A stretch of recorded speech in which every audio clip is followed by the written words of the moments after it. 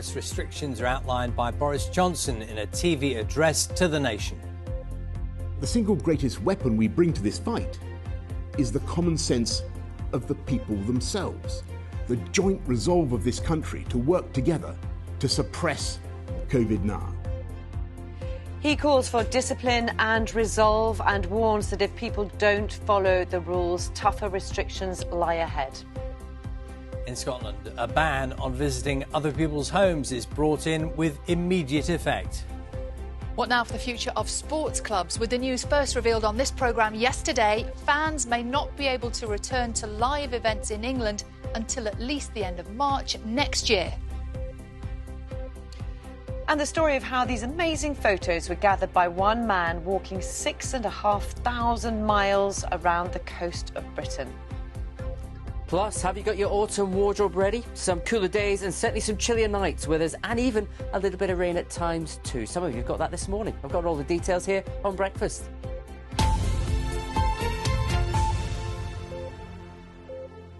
Good morning. It's Wednesday, the 23rd of September. Our top story: expect 6 more months of coronavirus restrictions.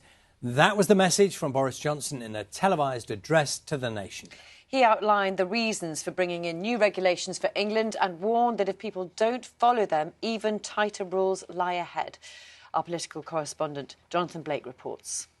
A Prime Minister addressing the nation on television is not as rare as it was. But even during a pandemic, it's still a big moment. After announcing new restrictions in England, Boris Johnson said a new national effort was needed. The single greatest weapon we bring to this fight is the common sense of the people themselves, the joint resolve of this country to work together to suppress COVID now.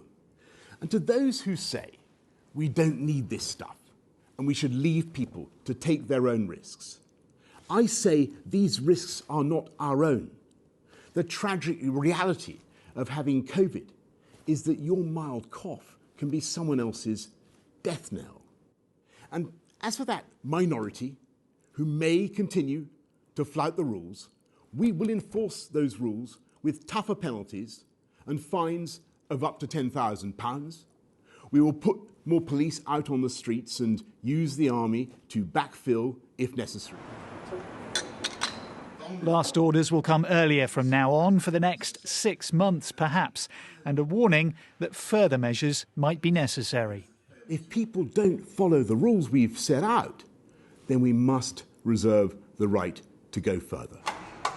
It's another blow for businesses already struggling. But stick with it for now, the Prime Minister urged, and better days lie ahead. Now is the time for us all to summon the discipline and the resolve and the spirit of togetherness that will carry us through. From Labour, backing for the new rules, but criticism of the government's response overall. It's right that these national restrictions have been announced, but we shouldn't have been here. If he had fixed the testing and tracing regime, if he hadn't let it descend into the mess that it's become, we could have avoided these restrictions today. New restrictions are coming to every part of the UK. All four leaders spoke directly to the public, Scotland going furthest at this point.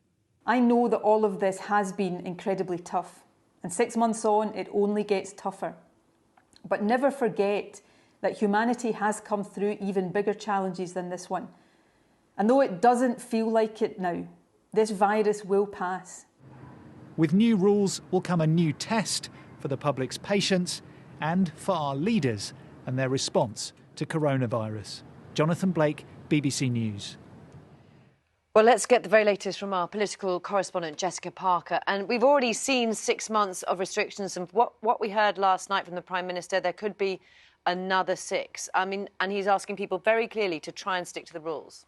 Yeah, I think last night that direct message to people, a bit of a rallying cry, a call, as you say, urging people to stick to the rules and perhaps an effort to stiffen people's resolve, prepare them psychologically for what's to come. Because, as you say, it wasn't just what was announced yesterday, important though those measures are, but for how long they could last, that they could last for 6 months. I think spring is now the new Christmas in terms of what the government's trying to get us all to aim for. I think there as well, there was some early framing of the arguments that we could see play out if further restrictions do come down the line. And of course, certainly that isn't something Boris Johnson's ruling out. The Prime Minister basically saying, stick to the rules or else I might need to go further. What Labour have been saying actually is that these new restrictions and any further restrictions down the line, they will be the government's fault, the government's failure because of issues over things like testing. But I think last night, after all the choreography of a cabinet meeting and a Cobra emergency call and then the address to the House of Commons, an effort by all the leaders to create a national moment ahead of what could be a long march through winter. Jessica Parker, thank you. Are you ready? Are you ready? We need an incredible band to support us on our next tour. Little Miss Magnus. As you started moving, that's when your vocal lacked a bit. I can feel a split coming on.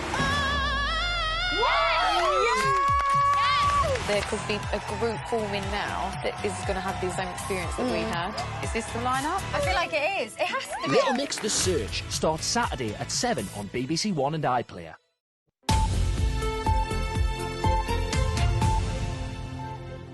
Hello, very good morning. You are watching Breakfast with Charlie State and Louise Minchin, and it's just after 7:30.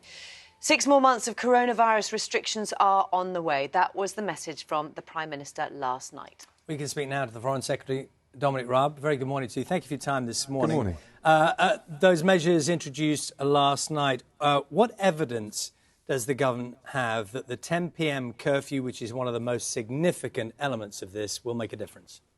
Well, there's no silver bullet, and we're trying to take the proportionate targeted measures which bank the progress we've made in tackling the virus and prevent this uptick from getting out of control. In terms of the 10 p.m. limit on bars, restaurants and other hospitality, that's one element. It's not a silver bullet, as I said, but we've got experience now from the lockdowns locally in the northeast, the northwest and the Midlands. We're surveying the practice internationally. So, for example, in Belgium, when they had an uptick in the virus, this was one of the measures that they took which helped them to get back control over the virus. So, as I said, there's no one single thing, but we do think, and I think intuitively people will understand, with the spread of the virus between younger people, and we know that compliance, which has been pretty good overwhelmingly by the public, but has frayed a little bit, and that becomes a challenge, I think, in bars and restaurants the longer you go into the evening, as people have had maybe 1 or 2 drinks. And the key thing is that overwhelmingly the public have done an amazing job. But we have seen an uptick in the virus. If we're going to bank the gains that we've made, progress through the difficult winter months, and then be able to progress even further, keep the economy open, keep businesses open, keep schools open, we need everyone to do their bit. And we need everyone to follow the guidance, not just the majority. So these measures across the board are aimed at just ensuring compliance and care as we come through the difficult winter months. Is it your understanding from the advice you get that more transmission takes place in the hospitality area, in those environments, than in households? I think there's a range of different risks of transmission. There has been a concern about intra-household transmissions. That's why we introduced this limit of 6. So we've dealt with that as sensibly and as balanced as way as possible. We also know that there's increased transmission recently amongst young people, and we think that in the hospitality sector there is a particular risk in the way that I've described. But there's no one silver bullet, as I said. We've got a suite of measures. We are saying people should work from home where they can. If they can't, they should go back to work into the COVID secure workplace. We've increased the use of masks, for example, in taxis. And I think if we take all of those measures, and if everyone follows them, and no one thinks that somehow they're immune or that they don't have a role to play, if we all pull together as we did during the peak of the virus, we'll get through this. I'm very confident about that. We'll get to Christmas, not in a national lockdown, but with the economy, with schools open, with the social interaction that we need, we all need as individuals, and then we can look forward in the new year to coming through this. Hopefully we've got a vaccine in sight, if not in place, or the testing in a position where we can really come through and actually get life more back to normal than we've been able to at the moment. Can we stick with some of the practicalities for just a moment before we move on to some of the other issues? If I may, just stick to some of the practicalities for a moment. Sure. At the moment in England, under the new restrictions, 6 different people from 6 different households could meet for 7 nights a week. They can just mingle at home. You go to Scotland, and the new regulations mean there is no household interaction. Now, those feel like such enormously different positions to take. Why do you think England should not go the way Scotland has gone? Well, look, there's always an evidence basis which we all look at. It's slightly different in the 4 parts of the UK, although actually, overwhelmingly, we've taken a pretty consistent and common approach. We recognise that the devolved administrations have the authority to decide things in a slightly different way. Overwhelmingly, you've pointed to one example, overwhelmingly, we've taken very similar measures. That feels to me like a very significant difference between 2 parts of the country in an area where everyone seems to agree is a key driver of transmission within the household. I think you said that yourself. And yet we have this huge divergence in this area within the household. Well, I'm not sure it is as huge as you suggest, but we had a situation where 2 households could mix. We've now introduced a limit of 6, so we have taken further measures to tighten, but that's not the only answer. And actually, if you look across the world, and particularly the countries that are regarded as performing particularly well, like Germany. Germany is just in Munich. They just introduced some additional measures that are not in place elsewhere. So you do see some variable geometry in the approach taken, even amongst the very best performing. And we recognise that the devolved administrations, based on their circumstances, may take a different view.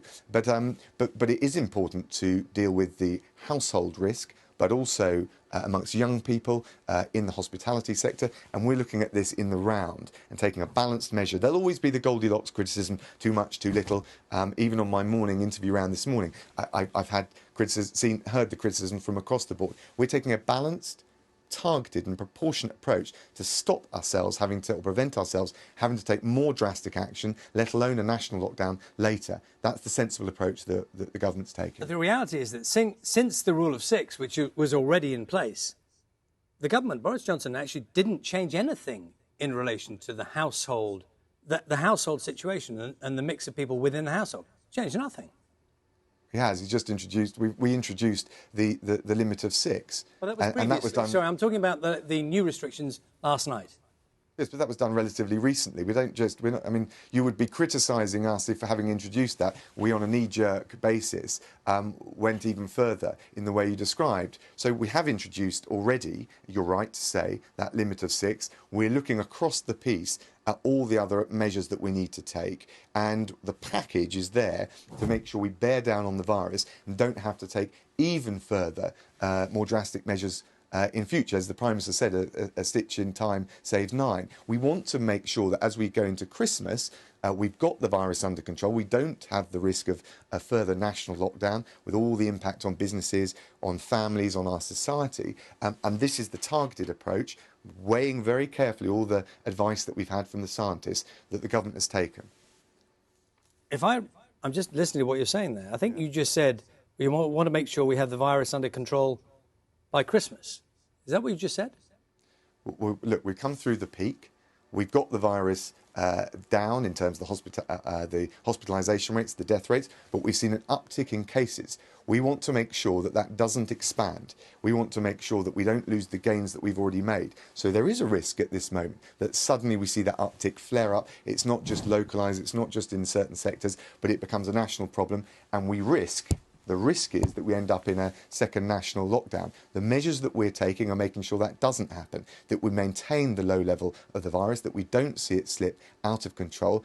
And I think the public overwhelmingly back that. 78%, according to YouGov, back the measures we've taken. I know it's difficult. I know any new changes will create questions and concerns, particularly for the hospitality sector. But I think these are the right measures to prevent further harm, damage economically, socially, down the line. Boris Johnson has talked about a 6-month timeline here, that we may be under these restrictions. You seem to be implying that there is a different time frame still to do with Christmas. And many people will look back at those comments from Boris Johnson in which he said he hoped that we would be in a better position by Christmas. Is that still the government's view? Well, look, the Prime Minister's preparing people for the fact that we could well end up in the current mode for 6 months. But the truth is, if we're successful on the current measures, if everyone, not just the majority, but if everyone complies with the new guidance, the new rules, that's why we've had to increase some of the enforcement measures. If everyone complies with the rules, we've got a good chance of making progress. I think it's difficult to say with precision whether it would take 4, 5 or 6 months, but the truth is it will take several months. And so I think the Prime Minister is quite rightly preparing people that we now need to have some reinforced, some renewed focus. And overwhelmingly, the public have responded. Every time we've had to change the rules, whether the new restrictions have been put in place, but there have always been a small minority, or increasingly there's been a small minority, where the compliance is frayed. We need everyone to comply, everyone to follow the guidance. That's how we'll get through this, the difficult winter months, come through it beyond Christmas, and really have light at the end of the tunnel in getting properly back to normal. Can I ask you about one of the other comments from the Prime Minister last night, that he said in his speech that he would use the army to backfill. A lot of people have taken that to mean that the military could be used on the streets in some capacity. I think there's an obvious stark difference between what you just cited as what he said and the suggestion, and frankly some scaremongering from the Labour Party around this. The military have done the army have done a fantastic job getting the Nightingale hospitals up and running, delivering PPE, helping with delivering of testing. And as the police increase some of the enforcement in the way I described to make sure we've got consistent adherence and compliance with the guidance, that the army, the military, will be there to backfill, to free up any capacity that's needed. I don't think that's quite the suggestion from John Ashworth or others that they're going to be out patrolling the streets. Frankly, I don't think that's a particularly responsible message to be sending, given the plain words that you described and quoted from the Prime Minister. It's about backfilling. Always worth clarifying these things. Can I just also check with you, in connection with the comments from the Governor of the Bank of England about possibly the suggestion that there should be some form of rethink over the furlough. Now, as people, as you're asking, should do the right thing, at the same time they're saying, is the government going to have a rethink on the furlough? So we've saved 12 million jobs through the furlough scheme, £160 billion of economic support to businesses. I think it's inevitable that the furlough scheme will come to an end in the way the Chancellor's described, but we've already taken the measures with the retention bonus, the Kickstart scheme to protect jobs and to be able to transition. And of course, the Chancellor keeps all of these issues and all of these dimensions under review, and we're providing the maximum support we can in a targeted way to get jobs, to get businesses through this pandemic. And we've seen they've been very effective. I know from walking along the high streets in my constituency, the bounce-back loans, the grants, the relief to business rates in retail, which has been particularly affected, they've been effective. Businesses have received that support. That's what's helped them keep afloat. That's what's helped keep jobs in place. And I know the Chancellor's monitoring all of that very carefully. Can I ask you, and this does relate to timeline because it's about people's plans and how they're going to work their lives. We spoke to the Scottish Government. They're saying officially they're going to have a 3-week review of where they are in relation to whether the measures taken are having an impact. What will be the procedure in terms of when you look for any changes? Yeah. We keep them in real time under review. So the reality is we're looking at the data constantly, day by day. We're seeing the impact of our measures, also where the virus is taking hold and whether there need to be particular localised measures. You can see that already, even actually before last night's announcement, with the localised action in the Midlands, the North East, the North West. And so we're eternally and consistently vigilant, and we do that day by day. So if there is no change within a week, within 2 weeks, should people be braced for change in those restrictions in that shorter time frame?